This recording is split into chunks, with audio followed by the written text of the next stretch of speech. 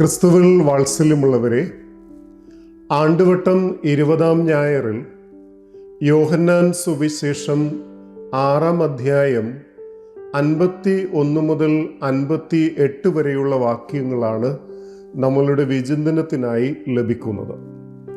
ഈ വചനഭാഗത്തെ ആസ്പദമാക്കിയ ഒരു ലഘു വ്യാഖ്യാനം നൽകാൻ ശ്രമിക്കുകയാണ്. ഇന്നത്തെ സുവിശേഷത്തിൽ ജീവന്റെ അപ്പത്തെക്കുറിച്ചുള്ള യേശുവിൻ്റെ പ്രഭാഷണം ദിവ്യകാരുണ്യവുമായി ബന്ധിപ്പിക്കപ്പെടുകയാണ്. 4-ാം സുവിശേഷത്തിൽ 6-ാം അധ്യായം 22 മുതൽ 71 വരെയുള്ള വാക്യങ്ങൾ ജീവന്റെ അപ്പം എന്ന വിഷയത്തെക്കുറിച്ചുള്ള പ്രഭാഷണമാണ്. ഈ പ്രഭാഷണത്തിൻ്റെ 4-ാം ഭാഗം ജീവന്റെ അപ്പമായ ദിവ്യബലി ആണെന്ന ആശയമാണ് യോഹന്നാൻ നൽകുന്നത്. ഇവിടെ ജീവനുള്ള അപ്പം ഞാനാകുന്നു, I am the bread of life, or I am the living bread എന്ന് യേശു പറയുമ്പോൾ മനുഷ്യന് ജീവൻ നൽകുന്ന അപ്പം യേശുവിൻ്റെ ശരീരമാണെന്ന സൂചന ലഭിക്കുകയാണ്. യേശുവിൻ്റെ ആത്മദാനമാണ് ഇതിന് കാരണമായി തീരുന്നത്, കുരിശിലെ ബലി. മനുഷ്യന് ജീവനേകുന്ന ഈ അപ്പം സ്വർഗത്തിൽ നിന്ന് വന്നു എന്ന വെളിപ്പെടുത്തൽ യേശുവിൻ്റെ മനുഷ്യാവതാരത്തെ കുറിക്കുകയാണ്.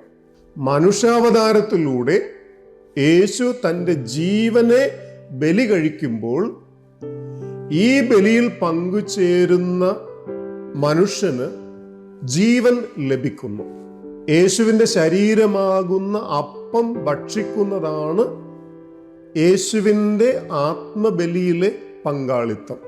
യേശുവിൻ്റെ ഈ പ്രസ്താവന കേവലം വാച്യാർത്ഥത്തിൽ മാത്രം ഉൾക്കൊള്ളുന്ന യഹൂദർ സംശയത്തോടെ യേശുവിനെ വീക്ഷിക്കുകയാണ്.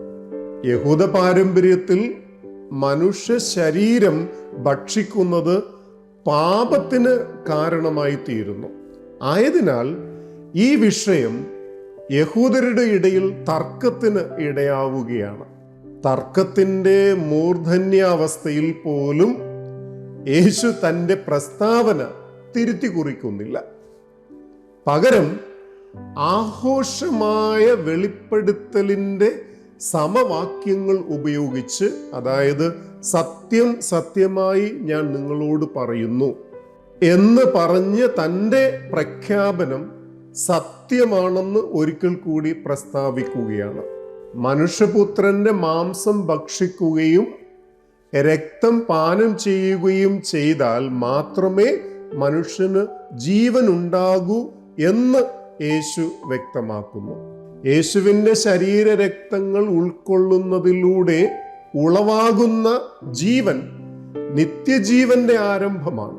ഇവിടെ ആരംഭിക്കുന്ന നിത്യജീവൻ പൂർണ്ണത പ്രാപിക്കുന്നത് അന്തിമ ദിനത്തിലെ ഉയിർപ്പിലാണ്. യഹൂദരുടെ സംശയദൃഷ്ടിയും അവിശ്വാസവും യേശുവിൻ്റെ വാക്കുകളെ ആഴത്തിൽ മനസ്സിലാക്കുന്നതിൽ നിന്നും അവരെ പിന്തിരിപ്പിക്കുന്നു.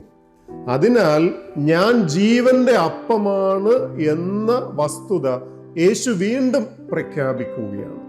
ആവർത്തിച്ചുള്ള ഈ പ്രഖ്യാപനത്തിൽ ഒരു കാര്യം യേശു ശക്തമായി സൂചിപ്പിക്കുന്നു. അതായത് യേശുവിൻ്റെ ശരീരവും രക്തവും മാത്രമാണ് യഥാർത്ഥ ഭക്ഷണവും പാനീയവും എന്നുള്ള സത്യം.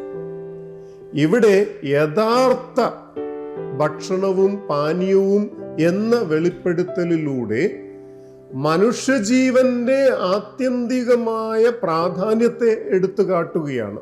മനുഷ്യജീവനെ സംബന്ധിച്ചിടത്തോളം സാധുവാകുന്നത് യേശുവിൻ്റെ ശരീരവും രക്തവും ഒന്ന് മാത്രമാണ്.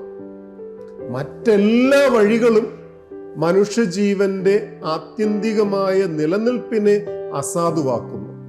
യേശുവിൻ്റെ യഥാർത്ഥ മാംസം ഭക്ഷിക്കുകയും യഥാർത്ഥ രക്തം പാനം ചെയ്യുകയും ചെയ്യുമ്പോൾ യേശുവും മനുഷ്യനും തമ്മിൽ ഒരൈക്യം രൂപപ്പെടുന്നു.